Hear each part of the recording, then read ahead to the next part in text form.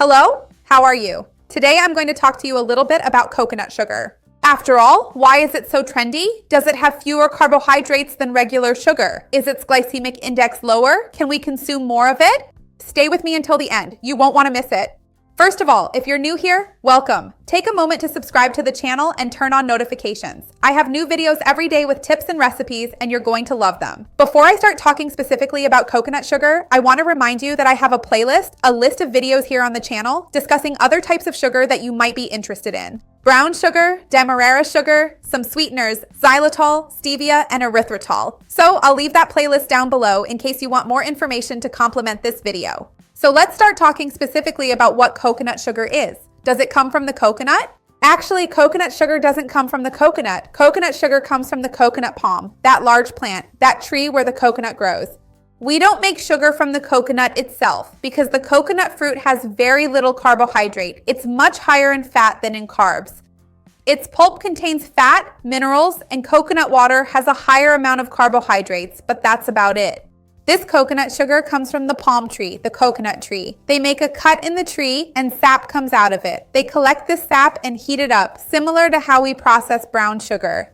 They heat it until a large amount of the water evaporates and it forms a brown granulated product that looks visually similar to brown sugar.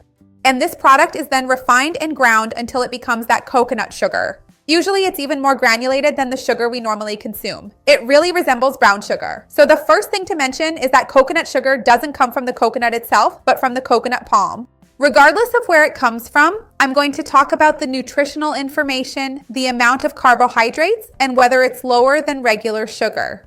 So, regarding nutritional information, the amount of carbohydrates, protein, and fat, coconut sugar is very similar to regular table sugar.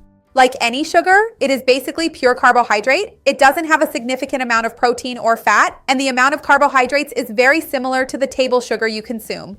The benefit is that because it's less processed, it retains some minerals and vitamins that are beneficial to our health. More importantly, it contains inulin, a healthy fiber that acts as a prebiotic, helping good bacteria grow in our gut. That is a huge difference compared to regular table sugar, which harms and destroys our good bacteria. So that's a positive point for it. And because it contains inulin, its glycemic index is lower. So comparatively, it is absorbed a bit more slowly than table sugar. This doesn't make it a miracle sugar with fewer calories or less carbohydrate. I have a video where I talk more about glycemic index and explain this in more detail.